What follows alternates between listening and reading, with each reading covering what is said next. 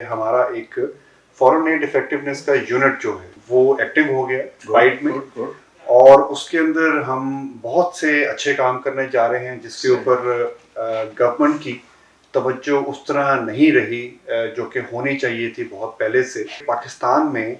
Billions of dollars جو ہیں وہ ہر سال آتے ہیں اور وہ بہت سارے سیکٹرز کے اندر وہ انویسٹ کیے جاتے ہیں، بٹ وہ کتنی حد تک وہ ایفیکٹولی وہ پروجیکٹس ایگزیکیوٹ ہوتے ہیں، ان کا ایک عام آدمی کی زندگی پہ کیا اثر پڑتا ہے، وہ اکانومی میں کیا کنٹریبیوٹ کرتے ہیں، اس کے اوپر بہت کم جو ہے وہ کام ہوا ہے۔ بلکہ آپ یوں کہیں کہ جو کام ہوا بھی ہے وہ ڈونرز کے اپنے ہی کانٹریکٹر نے جو ہے اس کے اوپر کچھ ایویلویشنز کی ہیں۔ زیادہ ہم نے جو تھرڈ پارٹی ایویلویشن ہے کہ جس سے ہم جج کر سکیں کہ ہماری ویلیو ٹو اسپینڈنگ وہ انفارچونیٹلی اس پہ نہیں ہے، اور ہم اس کے اوپر جو ہے بہت تیزی کے ساتھ اب ہم کام کر رہے ہیں، اور ہم یہ بھی اب چاہ رہے ہیں کہ ہمارے ساتھ گورنمنٹ کے جو اہم ادارے ہیں وہ مل کے اس کاوش میں ہماری مدد کریں۔ پہلی بات تو یہ جو ایڈ عام آدمی سمجھتا ہے وہ یہ کہتا ہے کہ شاید یہ فری ہے، فری لنچ ہے، یہ فری نہیں ہے۔ اگر آپ گورنمنٹ کے ڈاکومنٹس دیکھیں گے تو وہ آپ کو بتائیں گے کہ 90 سے 95% جو ایڈ آ رہی ہے جس کو ہم آفیشیل ڈیولپمنٹ اسسٹنس بھی کہتے ہیں وہ لونز کی مد میں ہے۔ اس کا مطلب ہے کہ وہ پیسہ ہمیں واپس دینا ہے۔ کہ ہم یار یہ چاہ رہے ہیں کہ ہم پاکستان میں ایک GIS بیسڈ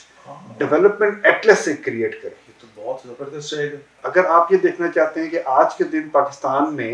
ایجوکیشن کے اوپر کہاں کام ہو رہا ہے، تو ایک انٹریکٹیو میپ آپ کو جو ہے وہ دکھا دے گا کہ یہ ایجوکیشن کا کہاں پہ کام، مطلب ڈسٹرکٹ وائز، یعنی کہ جیو اسپیٹیل لیول پہ ہم دیکھ سکیں گے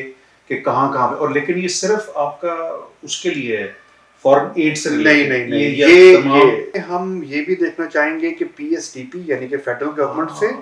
ڈیولپمنٹ بجٹ کہاں کہاں جا رہا ہے۔ ہم یہ دیکھنا چاہیں گے کہ پروونشل گورنمنٹ جو ہیں ان کے منصوبے کہاں کہاں پہ لگے ہیں اور کس سیکٹر میں لگے ہیں اور کس سٹیج پہ ہیں، اور ہم یہ بھی دیکھنا چاہیں گے کہ جو ڈونرز ہیں وہ گورنمنٹ کے ساتھ کولیبوریشن میں اور لوکل پارٹنرز کے ساتھ کولیبوریشن میں کہاں کہاں کام کر رہے ہیں۔ یہ اس لیے بھی بہت ضروری ہے، اسپیشلی جو یہ جیو ٹیگنگ ہے،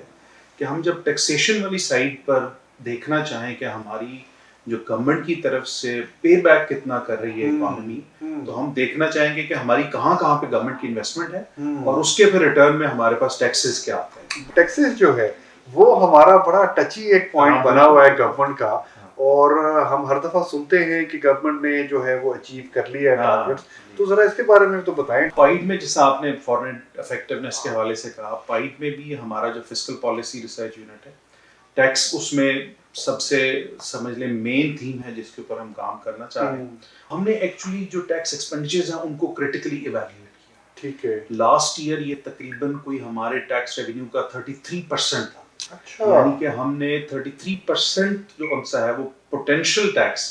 معاف کر دیا۔ اچھا، تو اب ہمارے لیے یہ ایز این اکانومسٹ سمجھنا بہت ضروری ہے، اگر یہ 33% آف دی ٹیکس ریونیو ہم نہیں کلیکٹ کر رہے تو کیوں نہیں کر رہے، اور اس کے ریپرکشنز کیا ہیں۔ تو اس میں جو بہت انٹرسٹنگ چیز سامنے نظر آئی، جو مین ٹیکسز ہیں FPR کے، جنرل سیلز ٹیکس ہے،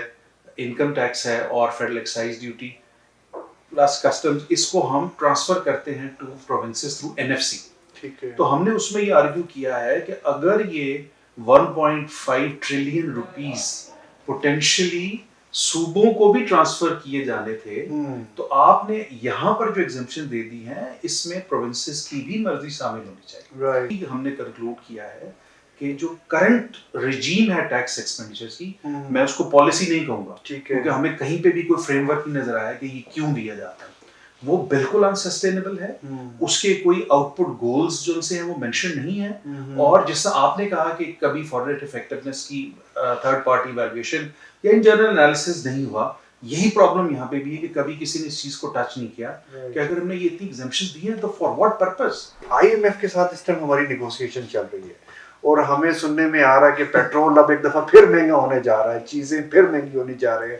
تو یہ مطلب اس میں کہاں تک سچائی ہے، اور یہ کیا IMF اس دفعہ واقعی بہت سخت ہمارے پہ کنڈیشن لگا رہا ہے؟ دیکھیں IMF اٹ سیلف کوئی ایسی چیز نہیں بناتا کہ جس کے بارے میں گورنمنٹ آف پاکستان کی ایکسیپٹنس یا ان کی ولنگنس نہ ہو. آئی ایم ایف والوں کی ایک ریکوائرمنٹ یہ ہے کہ آپ ایسی ٹیکس ایگزمپشنز کے حوالے سے ہی کہ جو پوٹینشلی انکم کے زمرے میں آتی ہیں ان کو ختم کر دیں. جیسے پینشنز ہیں, گورنمنٹ کی پینشنز میں جو دنیا کا قانون ہے وہ یہ کہتا ہے کہ جب آپ پینشنز کے لیے کنٹریبیوٹ کریں گے تو آپ کو ٹیکس کی اس میں چھوٹ ہوگی, لیکن جب آپ پینشن کے طور پر پیسے واپس لیں گے اور اگر وہ آپ کی پینشن ملا کے انکم کے تھریش ہولڈ سے اوپر چلی جائے گی پھر آپ پہ ٹیکس لگے گا. جو نارمل انکم ارنر ہے وہ سال کے اگر 35,000 روپیہ مہینے کے سال کے تقریباً 4,80,000 کماتا ہے اس پہ ٹیکس ہے, لیکن اگر کوئی پینشنر سال کے 10 لاکھ بھی کما رہا ہے تو اس کے اوپر ہم نے ٹیکس نہیں. اچھا, آئی ایم ایف کی جو کنڈیشنالٹیز ہیں ان کو کریٹیکلی ایویلویٹ کرنے کی ضرورت ہے, لیکن صرف یہ کہہ دینا کہ جی آئی ایم ایف والوں کا کوئی ایجنڈا ہے, وہ ہماری اکانومی کو شاید کرپل کرنا چاہتا ہے. میں یہ نہیں کہہ رہا کہ ان کی ہر پالیسی ٹھیک ہے, بہت ساری پالیسیز میں ڈیبیٹ ہونے کی ضرورت ہے, لیکن ایسی بھی پالیسیز ہیں کہ جو شاید ہمیں خود سے بہت پہلے اڈاپٹ کرنی چاہیے تھی, اور اب ہم اس لیول آف کرائسس میں آ گئے کہ وہ ہمیں سمجھنا یا اس کے اوپر امپلیمنٹ کرنا بہت مشکل ہے. ہم نے جو ہم as economist, as student of economics, ہم ہمیشہ یہ کہتے ہیں کہ ڈاکومنٹیشن ہونی چاہیے, اکانومی کی ہونی چاہیے, بٹ ہم یہ بھی جانتے ہیں کہ جو انفارمل اکانومی ہے وہ بہت اہم ایک رول پلے کرتی ہے آپ کی سرکولیشن میں اور اکانومی رن میں. بالکل بالکل بجا. تو یہ جو ہم نے ڈاکومنٹیشن کے لیے ہم نے جتنے اقدامات اٹھائے, کیا یہ ہم نے بہت جلدی میں اٹھا لیے, کیا ان کو اسٹیج وائز کرنا چاہیے تھا یا ہمیں نہیں کرنا چاہیے تھا؟ دیکھیں, جو ایک چیز طے ہے کہ ہم اس چیز کو پوسٹ پون تو کر سکتے ہیں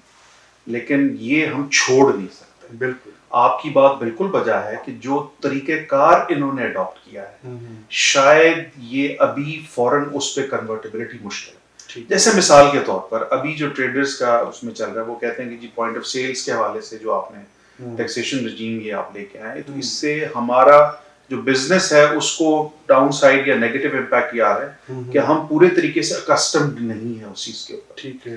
اسی طریقے سے ان کو جو نوٹسز سرو ہوتے ہیں ایف بی آر کی طرف سے وہ سمجھتے ہیں کہ ان کے بزنسز کے لیے ان کو کمپلائی کرنا بہت مشکل ہے. ہمیں یہ سٹیج وائز کرنا چاہیے